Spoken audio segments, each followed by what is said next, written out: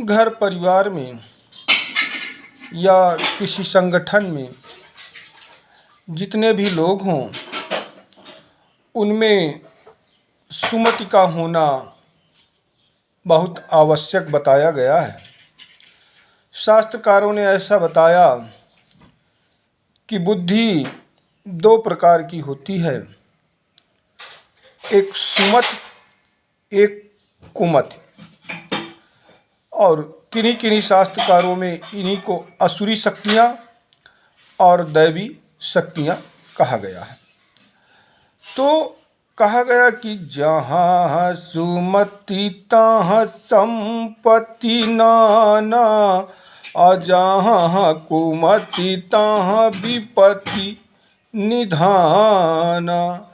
जहाँ सुमति है यानी बुद्धि सुंदर है, निश्चल है, माया से रहित है, तो संपत्ति नाना, वहाँ पर जीव को अनेक प्रकार की सुख संपत्ति अपने आप प्राप्त हो जाएगी।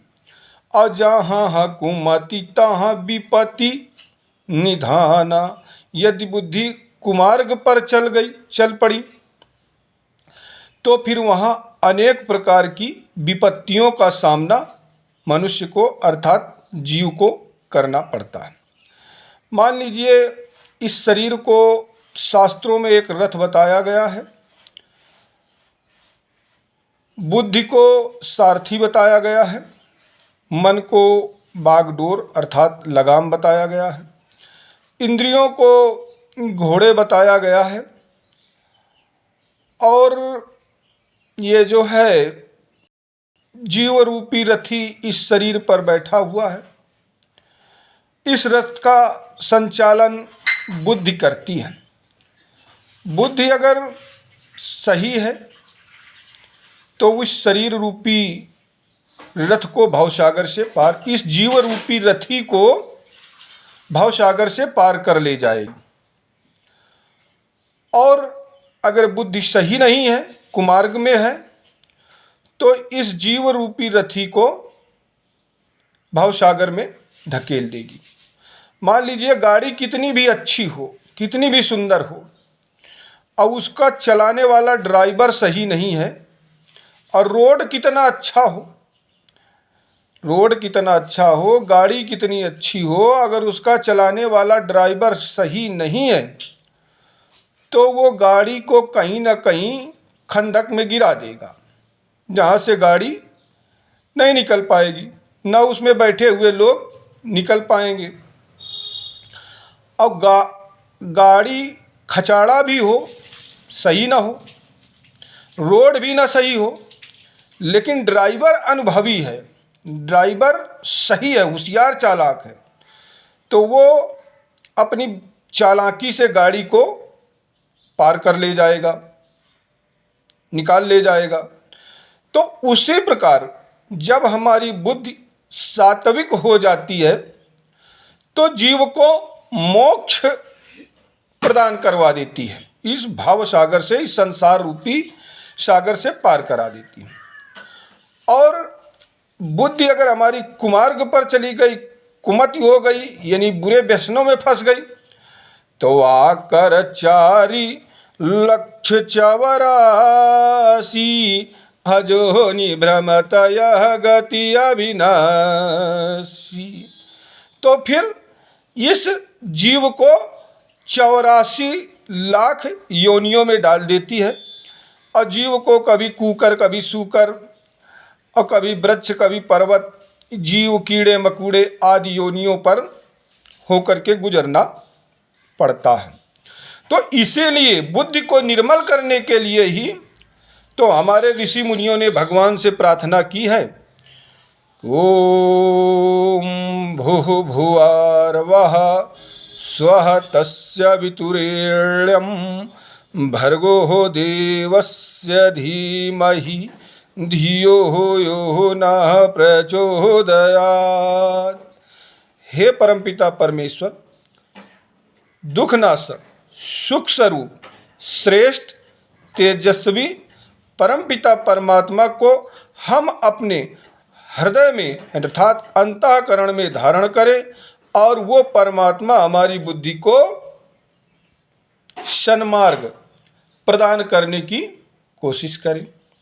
बहुत से लोग हुए तो उन्होंने परमात्मा को ही अपने जीवन की बागडोर सौंप दी। वो कहने लगे भगवान हमें अपनी बुद्धि का भरोसा नहीं है, तो प्रभु आप ही हमारे जीवन की बागडोर को संभाल लीजिए।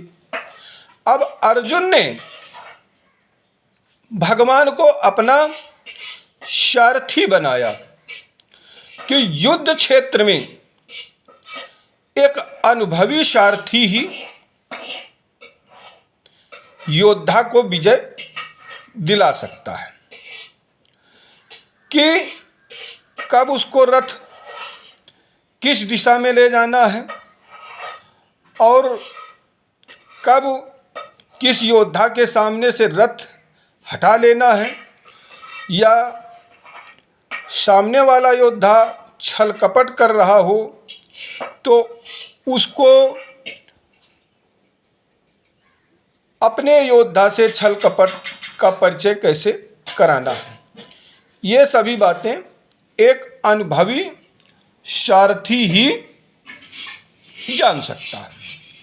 तो ये संसार एक युद्ध स्थल है और यहाँ प्रतिक्षण हमें किसी न किसी से संघर्ष करना पड़ता है। इस स्थिति में यदि बुद्धि सात्विक है तो वो जीव को अर्थात मनुष्य को उस संघर्ष में विजय दिला देगी, और यदि बुद्धि सात्विक नहीं है तो वो जीव को वहीं फंसा देगी। तो कहा गया है कि सुमति कुमति सब के उर रही, अवेद पुराण संतयस कहाही, अजहाँ सुमति तहाँ संपत्ति नाना, अजहाँ कुमति तहाँ विपत्ति निधाना। सुमति और कुमति सबके अंतःकरण में रहती हैं, अर्थात असुरी शक्तियाँ और दैवी शक्तियाँ दोनों मनुष्य के हृदय में निवास करती हैं। अब ये बात अलग की है कि मनुष्य अर्थात जीव अपने विवेक के द्वारा अपनी बुद्धि को कितना सात्विक बना सकता है, और जब यानी अपने विवेक के द्वारा अपनी सद्प्रवृत्तियों को दैवी शक्तियों को कितना जागृत कर सकता है और असुरी शक्तियों को कितना हनन कर सकता है। जीव असुरी शक्तियों का हनन साधना के द्वारा करता है। ईश्वर का ध्यान, ईश्वर का मनन, सद्ग्रंथों का अध्ययन, सत्पुरुषों की संगत, सात्विक प्रवृत्ति का भोजन इत्यादि, सात्विक मंत्रों का जाप इत्यादि के द्वारा हमारी बुद्धि सात्विक होती है। और जो है भोजन सात्विक ना हो, सत्संग सात्विक ना हो, ग्रंथ सात्विक ना हो तो हमारी बुद्धि दूषित हो जाती